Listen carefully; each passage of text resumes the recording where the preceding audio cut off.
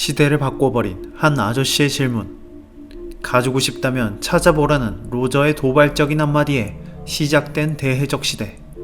그리고 로저의 죽음. 환호하는 사람들의 함성소리와 함께 로저는 웃으며 생을 마감합니다. 시대를 풍미한 해적들의 왕 골디 로저. 그가 죽은 뒤로 어떻게 되었을까요? 놀랍게도 아무런 정보도 근거도 떡밥도 찾아볼 수 없었습니다. 이 부분 이상하지 않나요? 로저는 사랑하는 자를 잃는 것을 극도로 싫어했습니다. 그 결과 동료의 신뢰는 절대적이었죠. 이랬던 로저 해적단이 죽은 로저의 장례도 치르지 않고 그냥 넘어갔을까요? 아무리 해적단을 해체했다고는 하지만 로저가 배를 떠나며 서럽게 울던 동료들이 로저의 시신을 수습했다는 소식조차 없다는 것은 오다의 계획된 의도라고 생각합니다. 이것은 샹크스나 휜수염의 경우로 알 수 있습니다. 샹크스는 가장 먼저 동료에 대한 의리를 보여주었으며 휜수염과 에이스의 장례식을 치러주었죠. 그리고 휜수염 해적단은 자신들의 동료를 건드리면 절대 용서하지 않는다는 원칙을 고수하며 의리를 강조합니다. 동료를 배신하지 않는 것을 미덕으로 생각하는 원피스 세계관의 특성상 로저 해적단 역시 의리를 강조했습니다. 그렇다면 로저가 처형당한 후 도대체 그의 시신은 어디로 사라진 걸까요? 여기에 대한 생각은 여러 가지 있습니다. 우선 첫 번째로 가장 간단하게 바닷속이나 들판에 시신을 버렸다. 두 번째, 공개되지 않았지만 누군가 수습했다. 그리고 마지막 세 번째, 이것이 이번 영상에서 소개할 핵심 가설입니다. 로저의 시신은 실험체로서 해군에 보관 중이다. 해군은 사왕에 대적할 힘이 부족하여 임시방편으로 칠무회라는 제도까지 만듭니다. 해군은 그 힘의 차이를 극복하기 위해 인류 최강의 신체를 부검하고 그 강함의 이유를 밝혀내기 위해 로저의 시신을 가져갔을 것으로 추측됩니다. 그리고 마침내 그의 연구 성과로서 SSG가 탄생하게 된 것이죠. SSG, 해군의 특수과학반에 의해 만들어진 병기로서 그 이름의 약자는 스페셜의 S, 사이언스의 S, 게놈의 G를 더해 SSG, 특수과학 유전체로 추측할 수 있으며 이것은 특수과학반과 베가펑크의 혈통인자 기술을 융합한 이름이라고 볼 수 있습니다. 이 기술을 통해 보관 중이던 로저의 시신을 베가펑크가 신체 개조와 인격 제어를 통해 새로운 병기 SSG로 만들었을 가능성이 높습니다. 이 가설에 저는 세 가지의 근거를 제시하고자 합니다. 첫 번째는 로저의 중의적 표현입니다. 작중 샤본디 제도에서 로저 해적단의 부선장이었던 레일리와 밀짚 모자 해적단이 대화하는 장면에서 레일리는 로저를 생각하며 의미심장한 말을 남깁니다. の先のない未来にも一計を案じ楽しんでいるようにも見えた。 이 대사는 두 가지의 의미를 담고 있습니다. 첫 번째 의미로는 대적 시대를 열기 위해 즐겁게 계획을 짜고 있었다 라고 볼 수 있으며 또 다른 의미는 말 그대로 죽음 뒤에 일어날 일에 대해서 계획을 짜고 있었다로 볼 수 있습니다. 그리고 레일리와 로저가 헤어지기 전 마지막 대사, 난 죽지 않는다고 동업자. 이 대사 또한 중의적 표현입니다. 하나는 대해적 시대를 연 로저는 사람들의 기억 속에 영원히 살아갈 것이다 로 해석할 수 있으며 또 하나는 정말 난 죽지 않는다 로 해석할 수 있습니다. 레일리와 밀짚 모자 해적단의 대화에서만 보자면 로저는 대해적 시대를 열고 죽습니다. 이 흐름대로라면 첫 번째 의미였던 사람들의 기억 속에 영원히 살아갈 것이다 라는 표현으로 보입니다.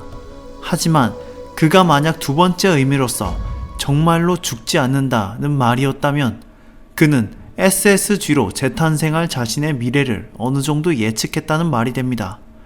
이것이 첫 번째 근거인 중의적 표현이었습니다. 그리고 두 번째로서 베가펑크의 실험들입니다. 지금부터 얘기할 내용에 대해서 정말 집중해 주시길 바랍니다. 우리가 흔히 알고 있는 베가펑크의 실험들에 대해서 열거만 해보겠습니다.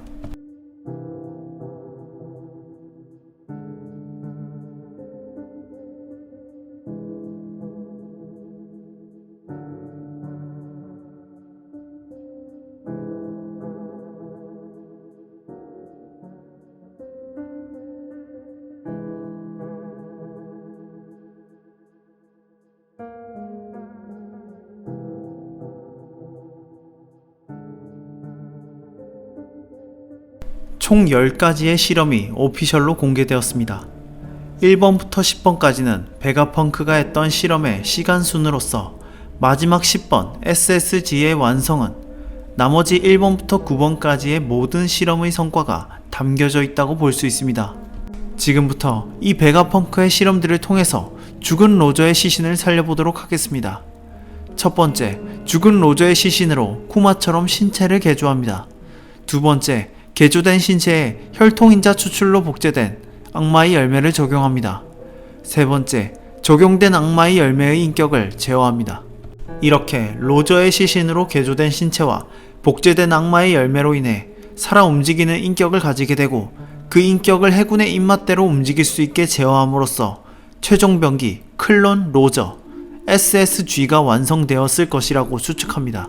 마지막으로 로저가 해군의 실험실에 보관 중이라는 세 번째 근거로서 수술수술 열매를 노렸던 베가펑크입니다.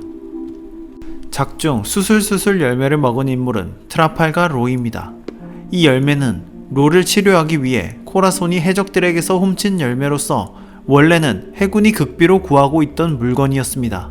하지만 그 사실을 도플라밍고가 정보를 입수하고 동생인 코라손에게 열매의 정보가 알려지게 되었죠. 그리고 해군의 스파이였던 코라손은 다시 생고쿠에게 알려주게 되며 생고쿠의 대사로서 극비라는 말이 언급되게 됩니다. 사실 이름은 수술수술 열매이지만 능력은 인체 개조입니다.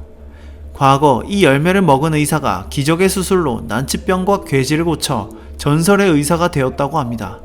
하지만 그것은 어디까지나 의사가 먹었을 경우에 활용 가능한 분야일 뿐입니다. 만약 이 열매를 베가펑크가 먹었다면 어떻게 되었을까요? 베가펑크는 인체 개조의 전문가이자 유전공학의 전문가입니다. 신의 영역에 도달하는 이른바 생명의 설계도인 혈통인자를 발견하게 되었죠. 그런데 이러한 사실이 밝혀지기 한참 전에 스릴러 마크 에피소드에서 등장한 닥터 호그백 또한 비슷한 연구를 하며 흥미로운 떡밥을 제시한 적이 있습니다. 전 인류의 영원한 꿈으로서 사람의 생사를 조작한다는 것은 신에 대한 외경심마저 버린 사악한 금단의 의학이라고 말하며 인체 개조와 그림자 열매의 힘으로 좀비를 만들어내고 있었죠. 이러한 호그백과 혈통인자의 떡밥을 연결시켜보자면 혈통인자는 생사를 조작한다는 것을 알 수 있습니다.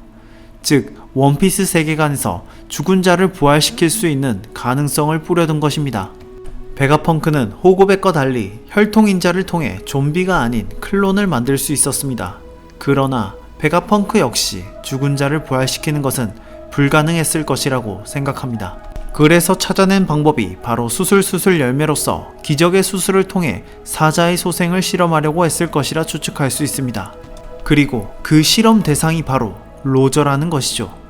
하지만 수술수술 열매는 코라손에게 빼앗겨 로가 먹었기 때문에 실패했으며 차선책으로 SSG 클론 로저가 만들어진 게 아닐까 추측합니다.